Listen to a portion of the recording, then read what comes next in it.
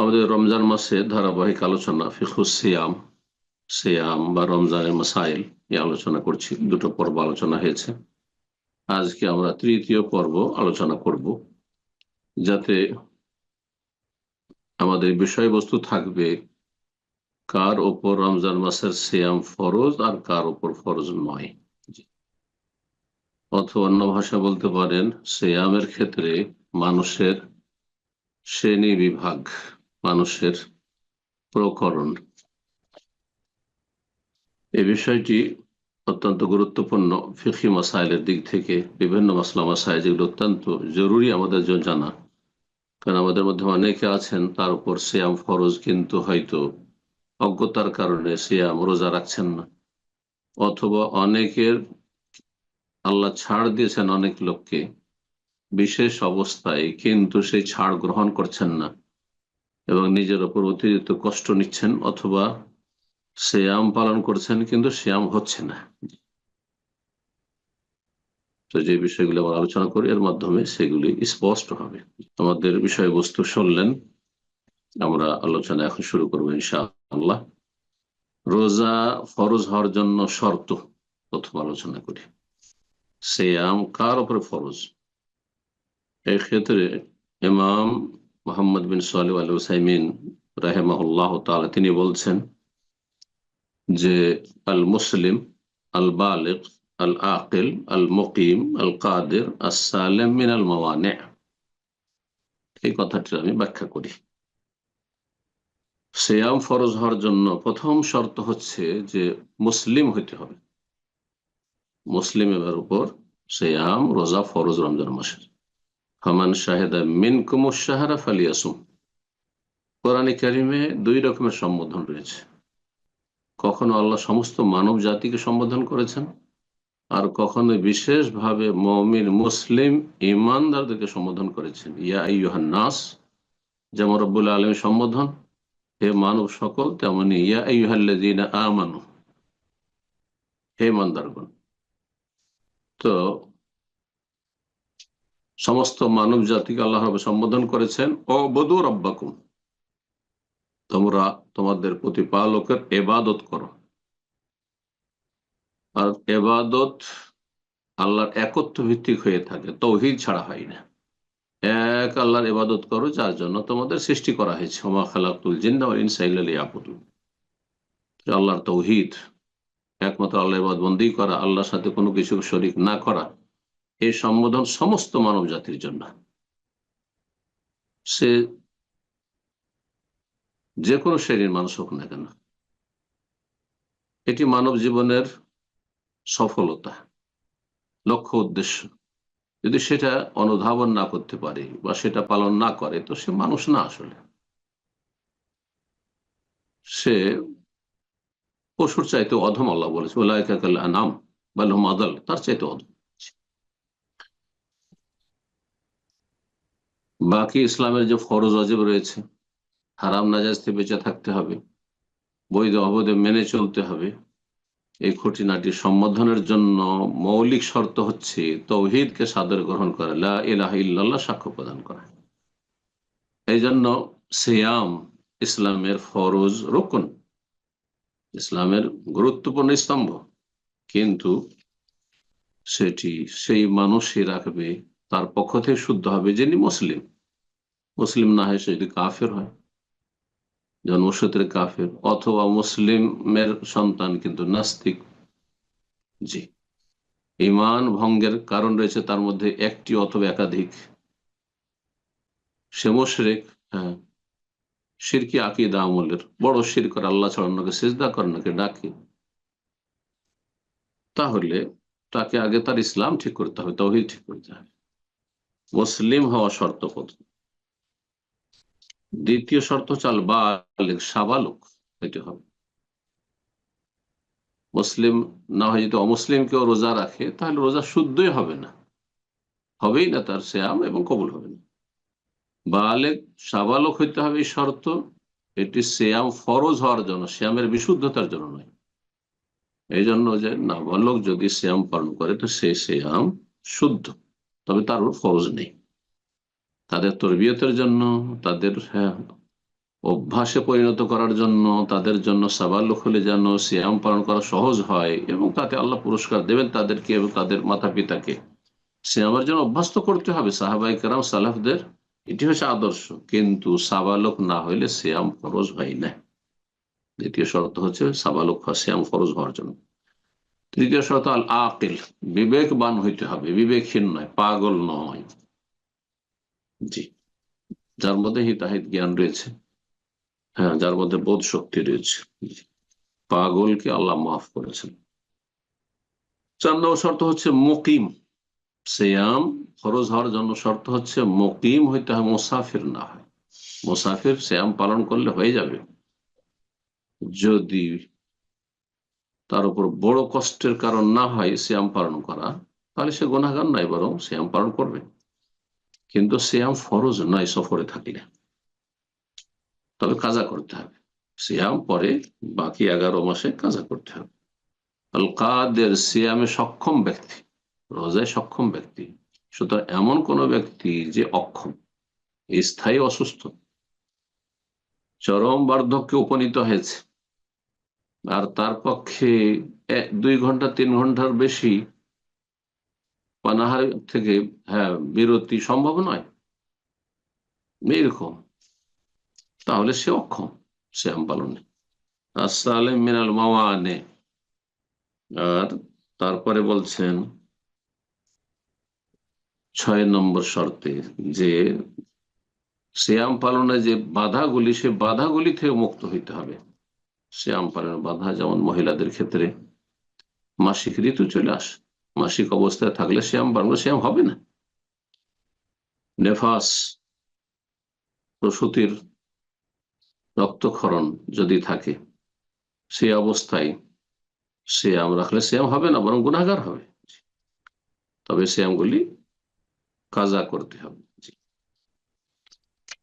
তো এই ছিল শর্ত: মুসলিম হওয়া, সাবালক হওয়া, বিবেকবান হওয়া, বুদ্ধিমত্তা থাকা, মুকিম হওয়া এবং রোজা রাখতে সক্ষম হওয়া, এবং রোজা রাখতে যে বাধা, সে বাধাগুলি থেকে মুক্ত হওয়া। এই 6টি শর্তের কথা আপনাদের সামনে পেশ করা হইল। তাহলে সিয়াম ফরজ হয়েছে সেই 6টি শর্ত যদি থাকে, রব্বুল আলামিন এই ক্ষেত্রে সূরাতুল বাকারা আয়াত 185 ইরশাদ করেছেন, শাহরু রমাদান আল্লাযী উনজিলা ফীহিল কুরআন হুদাল লিন-নাস ওয়া বায়্যিনাতিন মিনাল হুদা ওয়াল ফুরকান ফামান শাহিদা মিনকুমুশ শাহরা ফালিয়াসুম। রমজান মাস এমন একটি মাস যে মাসে আল কোরআন নাযিল হয়েছে, বিশ্বজাহানের জন্য তাতে হিদায়াত রয়েছে এবং সুস্পষ্ট তাতে দিক নির্দেশনা রয়েছে। অল ফুরকান, হক বাতিলের মাঝে পার্থক্য করা হয়েছে কোরআনের মাধ্যমে। ফামান শাহিদা মিনকুমুশ শাহরা, সুতরাং তোমাদের মধ্যে কেউ যদি এই মাহে রমজানে উপস্থিত হয়, এই শর্তগুলি তার মধ্যে থাকে, ফালিয়াসুমহু, তাহলে সে যেন অবশ্যই সিয়াম পালন করে, তার উপর সিয়াম পালন করা ফরজ। নবী সাল্লাল্লাহু আলাইহি ওয়াসাল্লাম রাআইতুমুল হিলাল ফাসুমু, যখন রমজানের চাঁদ দেখতে পাবে বা দেখার কথায় নিশ্চিত হবে, শুনে হোক যেভাবে হোক, ফাসুমু, তখন তোমরা সিয়াম শুরু করো। সহিহ বুখারী মুসলিমের হাদিস। এবং এর ওপর মুসলিম উম্মার ইজমা রয়েছে যে রমজান মাসের সিয়াম হচ্ছে ফরজ। সেটি 29 হতে পারে, আবার 30 হতে পারে। তাহলে যে শর্তগুলি বললাম তার বিপরীত প্রথমে আলোচনা করেছি কাফের। কাফের সিয়াম সরাসরি ফরজ নয় যতক্ষণ কালিমা পড়ে ইসলামে না আসবে বা তার মুরতাদ হতে ফিরে না আসবে তওবা করে। আর সিয়াম শুদ্ধ হবে না, কারণ সে ইবাদতের যোগ্যই হতে পারে না, আল্লাহর ইবাদতের ক্ষেত্রে অযোগ্য সেই ব্যক্তি। রব্বুল আলামিন সূরা আনফাল আয়াত নম্বর 38 এ ইরশাদ করেছে, কুল লিল্লাযিনা কাফারু, কাফেরদেরকে বলে দাও, ইয়ান্তাহু, তারা যদি বিরত হয়ে যায় তাদের কুফরি থেকে, শিরক থেকে, ঈমান ভঙ্গের কারণগুলি থেকে, ইউগফার লাহুম মা কাদ সালাফ, তাহলে অতীতে যা হয়েছে তা তাদের ক্ষমা করে দেওয়া।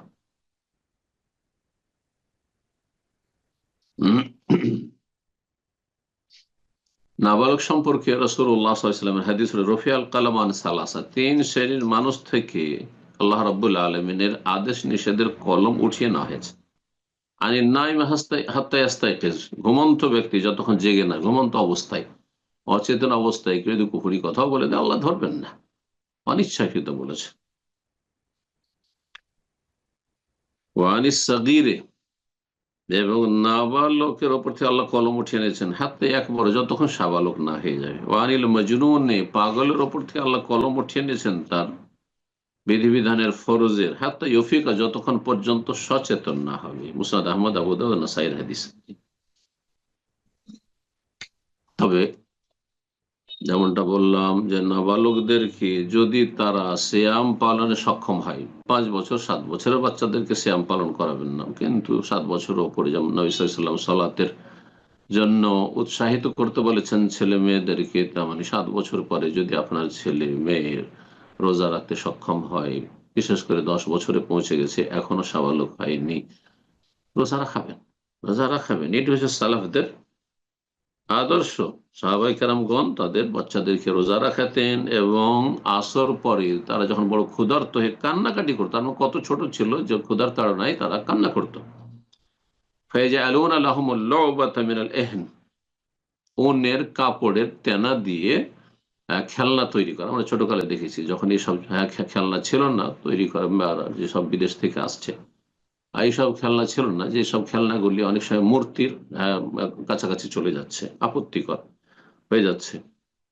তো একসময় খেলনা ছিল কি তেনা নেকড়া দিয়ে পেঁচিয়ে খেলনা তৈরি করে, এসব নিয়ে তাদেরকে ব্যস্ত রাখতেন সাহাবায়ে কেরামগণ সন্ধ্যা পর্যন্ত।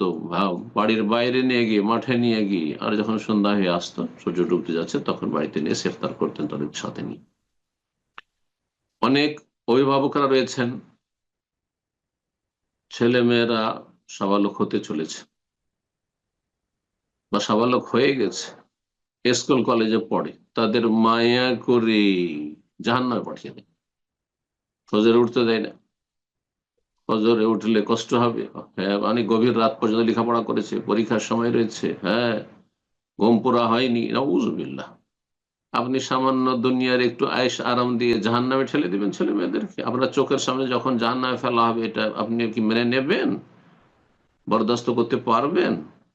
এবং শুধু তাদেরকে জাহান্নামে নিক্ষেপ করা হবে না তাদের ফরজ ত্যাগের জন্য, আপনার অভিভাবক ছিলেন যেহেতু বিভ্রান্ত করেছেন, তাদেরকে অনুৎসাহিত করেছেন ফরজ আদায়, সুতরাং আপনাদেরকেও তাদের সাথে জাহান্নামে ফেলা হবে, তখন তো সেটা বরদাস্ত করতে পারবেন? আল্লাহর আযাব ভয় করুন, আল্লাহর পকড়াওকে ভয় করুন। আলা কুল্লুকুম রাইন ওয়া কুল্লুকুম মাসউলুন আন রাইয়াতিহি, প্রত্যেকে দায়িত্বশীল, এবং প্রত্যেক দায়িত্বশীলকে তার নিজ নিজ দায়িত্ব সম্পর্কে জিজ্ঞাসা করা হবে, হাসরের মাঠে জবাব দিতে হবে। আপনি অপরের বোঝা উঠাচ্ছেন না, ছেলে মেয়ের বোঝা উঠাচ্ছেন না, বরং আপনার ফরজ দায়িত্বে আপনি গাফিলতি করে, সেই জন্য আপনাকে জাহান্নামে যেতে হবে, আযাবের সম্মুখীন হতে হবে। সুতরাং সাবালক সাবালিকা হয়ে গেছে, কখনো তাদেরকে ফরজ অজেব বাধা দেয়, বরং তাদেরকে আপনি চাপ সৃষ্টি করে সেগুলি পালন করাবেন। দুনিয়ার সব পরিচর্যা করছেন, ছেলে মেয়েদের সবকিছু দিচ্ছেন, খাবার দাবার, খরচ খরচা, লেখাপড়া সব দিচ্ছেন, আর তারপরে এই গোস্ত মাংস আপনার ছেলে মেয়ে জাহান্নামে চলে যাবে, আপনি চিন্তা করছেন না? আল্লাহকে ভয় করুন, যদি পরকালের প্রতি ইয়াকিন থাকে তাহলে। এমনকি এখনো সাবালক সাবালিকা হয়নি, কিন্তু রোজা রাখতে পারবে, 12 ঘন্টা 14 ঘন্টা না খেয়ে পানাহার থেকে তারা থাকতে চায়, তারা প্রকৃতির রয়েছে, সেজন্য রোজা রাখতে আগ্রহী ছেলে মেয়েরা, তাদেরকে বাধা দেবেন না, তাদের তরবিয়ত করুন। যেমনটা বললাম যে এত কচি বাচ্চা না হয়, যে 5 বছর 7 বছর বাড়াবাড়ি না হয়। আমাদের কিছু দিনী ভাই বোনেরা এরকম বাড়াবাড়ি করে না, 5 বছর 6 বছরের বাচ্চাকে তাদেরকে রোজা রাখাচ্ছে না, এটা করবেন না। 7 বছর পার হতে দেন, 8 বছর, 9 বছর, 10 বছর হচ্ছে, এই সময়গুলোতে আপনি সিয়ামের, হ্যাঁ, তরবিয়ত দেন, প্রশিক্ষণ দেন, যেমন সালাতের প্রশিক্ষণ নির্দেশ রয়েছে। আল্লাহ বুঝার আমল করার তৌফিক দান করেন।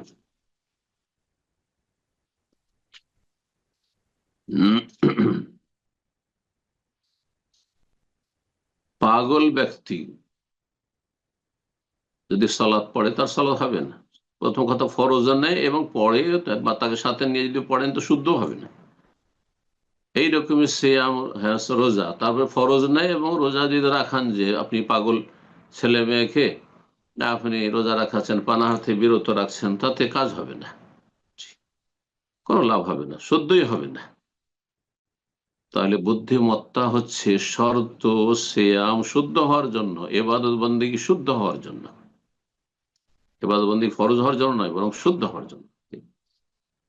কেন হবে না? শেখুল ইসলাম রাহিমাহুল্লাহ বলেছেন যে ইবাদতের জন্য নিয়ত শর্ত, নিয়ত শর্ত, অন্তর সংকল্প শর্ত। আর পাগলের মনের কোনো সংকল্প থাকে না, পাগল কোনো কাজ ইচ্ছা করে করে না, এই ক্ষমতা হারিয়ে ফেলেছে, তার সংকল্প বা ইচ্ছা বলে কোনো কিছু নেই। নবী সাল্লাল্লাহু ইন্নামাল আমালু বিন্নিয়াত, যাবতীয় আমল নির্ভরশীল নিয়তের উপর। আর এক শ্রেণীর মানুষ সিয়াম ফরজ হওয়া না হওয়ার ক্ষেত্রে অতি বৃদ্ধ, এমন বয়োবৃদ্ধ যে বার্ধক্য, চরম বার্ধক্যের কারণে নিষ্ক্রিয় আয়ুতে পৌঁছে গিয়ে প্রলাপের স্তরে পৌঁছে গেছে, অর্থাৎ হুঁশ দিশা থাকছে না, হুঁশ দিশা থাকছে না। এমনটা যদি হয় তাহলে সিয়াম ফরজ নেই তাদের উপর। আচ্ছা, সিয়াম ফরজ নাই, তাহলে কি খাবারের ফিদিয়া দিতে হবে? না, এই বয়সে পৌঁছলে ফিদিয়াও নেই, ফিদিয়াও ফরজ নেই। কারণ শরীয়তের হ্যাঁ, বিধিবিধানের দায় দায়িত্ব তাদের উপর থেকে উঠিয়ে নেওয়া হয়েছে। কারণ এর অবস্থা হয়ে গেছে নাবালকের মতো, নাবালকের মতো, 3 বছর 4 বছর 5 বছরের বাচ্চার মতো হয়ে গেছে। সুতরাং তাহলে বৃদ্ধ দুই রকমের, এক রকমের এত বৃদ্ধ যে খুব বেশি বার্ধক্যের কারণে প্রলাপের স্তরে পৌঁছে গেছে, কি বলছে সে নিজে বুঝে না, কি করছে কি বলছে, হ্যাঁ হ্যাঁ, এই ধরনের কথাবার্তা বলছে যে মনে হচ্ছে যে পাগল অথবা আধা পাগল, হুঁশ দিশা নেই। তাহলে এইরকম বৃদ্ধ মানুষের উপর সিয়াম ফরজ নেই, এবং সিয়ামের বিকল্প ফিদিয়া খাবার দেওয়া মিসকিনকে সেটিও ফরজ নেই, আবশ্যক নেই। আর এক শ্রেণীর মানুষ যারা স্থায়ীভাবে সিয়াম পালন অপারগ, কিসের কারণে? দুটো কারণে হইতে পারে। একটি হচ্ছে বার্ধক্যের কারণে, এমন বার্ধক্যে পৌঁছে গেছে যে 12-14 ঘন্টা যে দিন পানাহার থেকে বিরত থাকবে সেটা তার পক্ষে সম্ভব নয়। আর এই বার্ধক্যের পরে আর সুস্থতার জীবন ফিরে আসবে না, আরো বেশি নিষ্ক্রিয় আয়তে চলে যাচ্ছে। এইরকম যদি হয় স্থায়ী সমস্যা, এই এক শ্রেণীর মানুষ কিন্তু হুঁশ আছে, হুঁশ আছে, এই বৃদ্ধের হুঁশ আছে, তাহলে সিয়াম তো ফরজ নেই, কিন্তু কি করতে হবে? ফিদিয়া দিতে হবে, প্রতি সিয়ামের বিনিময়ে এক মিসকিনের খাবার দিতে হবে। খাবার পাকশাক করে খাওয়ানো যেতে পারে, আবার কাঁচা খাবারও দেওয়া যেতে পারে, একজন মিসকিনের খাবার যতটা লাগে। আর যদি আপনি শুকনো খাবার আকারে দেন তাহলে আধা সা আপনি চাউল আহ দিয়ে দেবেন, আধা সা বলতে 1.5 কিলোর মতো চাউল আপনি দিয়ে দেবেন, এটাই যথেষ্ট হবে। আল্লাহ তাআলা। আর এক শ্রেণীর মানুষ স্থায়ী রোগী, স্থায়ী রোগী এমন রোগ যেই রোগ ভালো হওয়ার নাই, গত রমজানের আগে থেকে সে রোগে আক্রান্ত ছিল, এই রমজান চলে এসছে তবুও সেই রোগে ভুগছে, এমন স্থায়ী রোগী যদি হয়।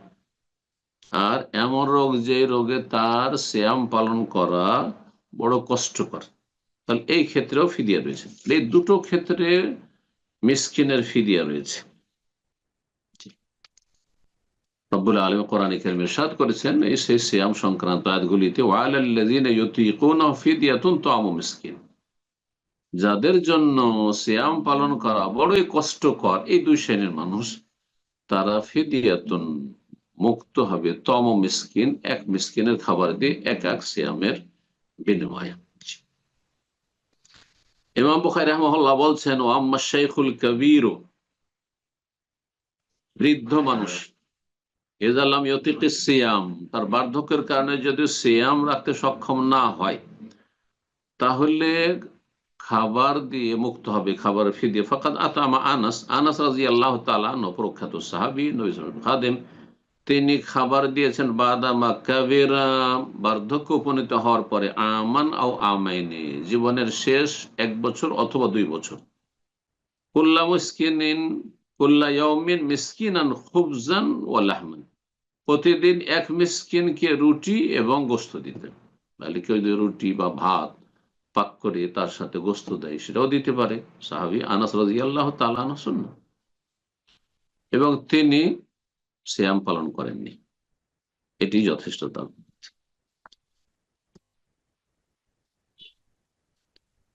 ইবনে আব্বাস রাদিয়াল্লাহু তাআলা আনহু বলছেন, সহিহ বুখারীতে রয়েছে যে আশ-শাইখুল কাবীর ওয়াল মারআতুল কাবীরা, বৃদ্ধ পুরুষ অথবা বৃদ্ধা নারী, লা ইয়াস্তাতিআনা ইয়াসুমা, যদি সিয়াম পালন করতে সক্ষম না হয়, আর সমস্যা হচ্ছে স্থায়ী সমস্যা, ফায়ুতঈমানে মাকালা কুল্লি ইয়াম মিসকিনান, প্রতিদিনের বিনিময়ে এক এক মিসকিনকে খাবার দিবে। সেটা একসাথে 30 দিনে দিয়ে দিতে পারে, আবার প্রতিদিনে দিতে পারে, জি, যে কোনো ভাবে দিতে পারে।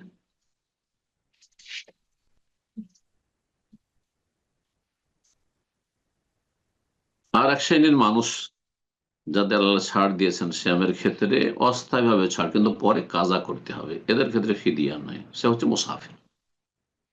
রব্বুল আলামিন কোরআনে কারিমে ইরশাদ করছেন, ওমান কানা মারিদান আও আলা সাফারিন ফাইদ্দাতুম মিন আইয়ামিন উখর, যেই ব্যক্তি অসুস্থ হবে অথবা সফরে থাকবে সে সংখ্যা পূরণ করবে অন্য দিনগুলিতে, যতটা সংখ্যা সিয়াম ছুটেছে ততটা পূরণ করবে। কেন? আল্লাহ বলছে ইউরিদুল্লাহ বিকুমুল ইউসর, আল্লাহ তোমাদের সহজ করতে চান। কারণ সফরে যদি বাধ্যতামূলক রোজা করে দেওয়া হয় তো অনেকের জন্য কষ্টকর, বড়ই কষ্টকর হইতে, অনেকের প্রাণ নাশের কারণ হইতে পারে। এরকম অসুস্থ অবস্থায়, এমন অসুস্থ যদি একেবারে বাধ্যতামূলক এই অসুস্থতায় সিয়াম ফরজ হয়ে যেত তাহলে কঠিন হয়ে যেত তাদের জন্য। আল্লাহ সহজ করতে চান তোমাদের জন্য, ওয়ালা ইউরিদু বিকুমুল উসর, তোমাদের জন্য কঠিন করতে চান না। নবী সাল্লাল্লাহু আলাইহি ওয়াসাল্লাম সহিহ বুখারী, আদ-দীন ইউসর, দিন হচ্ছে সহজ। মুসাফিরের ক্ষেত্রে রাসূলুল্লাহ সাল্লাল্লাহু আলাইহি ওয়াসাল্লাম বিভিন্ন রকম হাদিস রয়েছে, কখনো কখনো সিয়াম পালন করেছেন, কখনো ছেড়েছেন, কখনো সমান সমান বলেছেন যে যে যে চাই রোজা রাখবে, যে চাই ছাড়বে। আবার কখনো রোজাকে ছেড়ে দেওয়ার জন্য, ভাঙার জন্য চাপ দিয়েছেন এবং বলেছে যারা রোজা ভাঙলো না, কষ্ট করে রোজা রাখলো, তারা গুনাহগার। এই জন্য শেখ মুহাম্মদ রাহিমাহুল্লাহ বলছেন যে মুসাফিরের জন্য সিয়াম পালন করা যদি কষ্টকর হয়, ভালো কষ্টকর হচ্ছে, হয়তো রেখে নিতে পারবে কিন্তু খুব কষ্টকর, ফাইন্না ইফতারু, তাহলে রোজা ছেড়ে দেবে, এটি হচ্ছে আসল। ওয়ালা ইয়াসুমু ফিস সাফার, সফরে রোজা রাখবে না। কারণ জাবের রাদিয়াল্লাহু তাআলা আনহু থেকে একটি হাদিস রয়েছে, নবী সাল্লাল্লাহু আলাইহি ওয়াসাল্লাম যখন দেখলেন সাহাবায়ে কেরাম সফরে সঙ্গী ছিলেন, তাদের খুব কষ্ট হচ্ছে, নবী সাল্লাল্লাহু আলাইহি ওয়াসাল্লাম রোজা রাখতে পারতেন।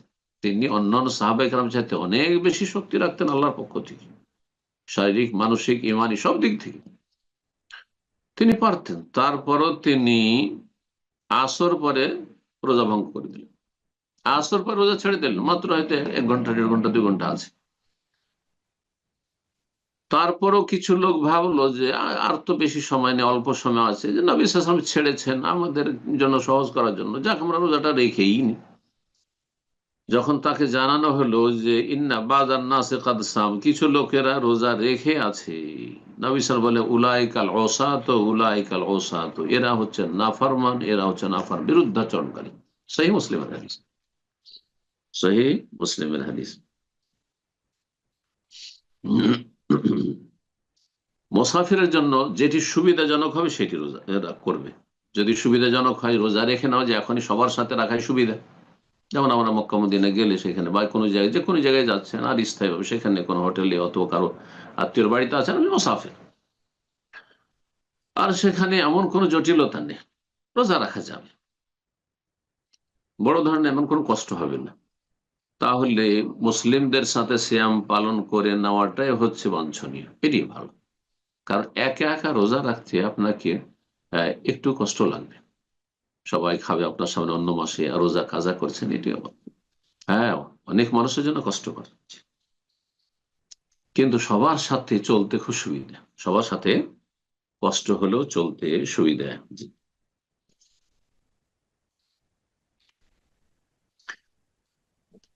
সহিহ মুসলিমে আরেকটি হাদিস রয়েছে, আবু দারদা রাদিয়াল্লাহু তাআলা আনহু থেকে, তিনি বলেন খারাজনা মা নবী ফি রমাদান ফি হাররিন শাদীদিন আমরা রাসূলুল্লাহর সাথে রমজান মাসে প্রচন্ড গরমের দিনে, খরার দিনে সফরে বেরিয়েছিলাম।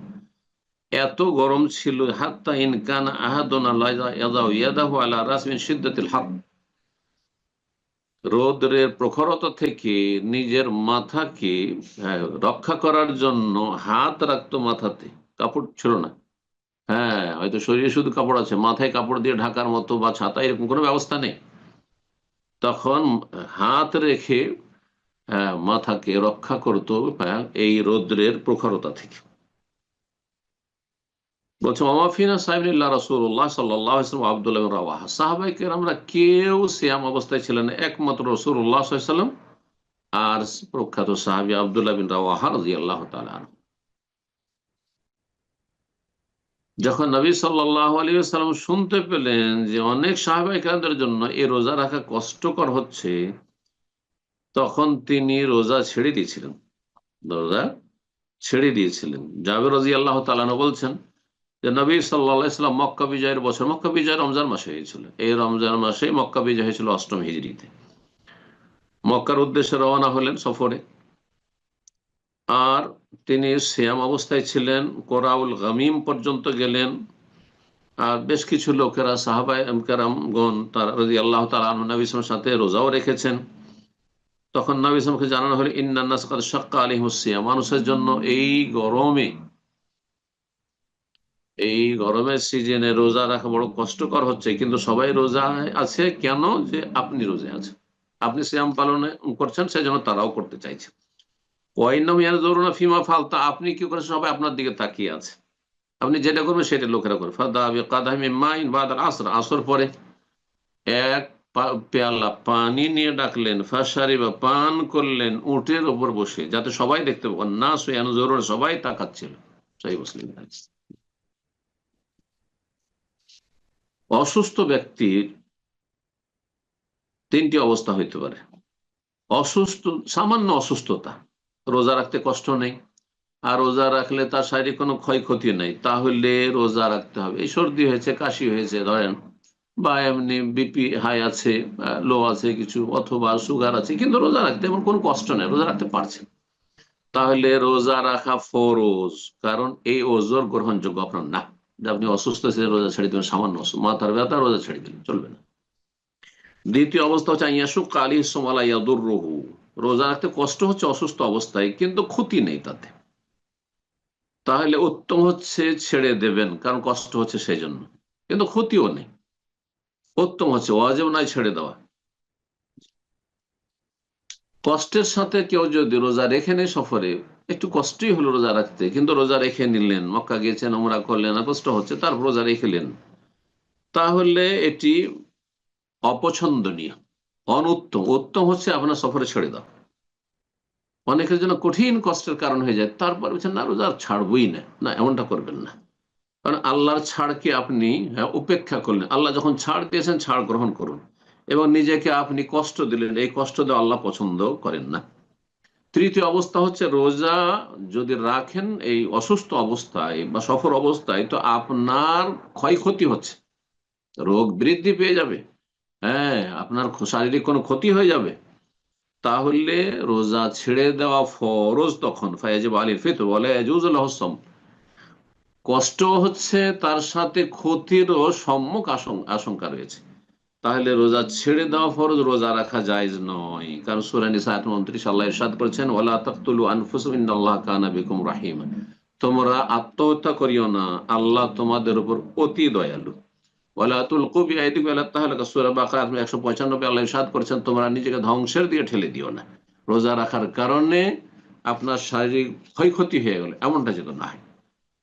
নবী সাল্লাল্লাহু আলাইহি ওয়াসাল্লাম বলেছেন ইন্না লিনাফসিকা আলাইকা হাক্কান, তোমার শরীরের হক রয়েছে, তো শরীরের হক আদায় করার স্বার্থে রোজার কারণে যদি শারীরিক ক্ষতির আশঙ্কা থাকে, তাহলে রোজা ছেড়ে দিবেন। সহিহ বুখারীর হাদিস। এখানে আজকের আলোচনা শেষ করছি। ওয়া জাযাকুমুল্লাহ খাইর। আল্লাহ রাব্বুল আলামিনের কাছে দোয়া করি আল্লাহ যেন আমাদের উপকারী জ্ঞান দান করেন, নেক আমলে তৌফিক দান করেন, আর জালেমকে ধ্বংস করেন, আর মুমিন মুসলিম ভালো মানুষদেরকে আল্লাহ হেফাজতে রাখেন। সুবহান রাব্বিকা রাব্বিল ইজ্জাতি আম্মা ইয়াসিফুন ওয়া সালামুন আলাল মুরসালিন ওয়ালহামদুলিল্লাহি রাব্বিল আলামিন।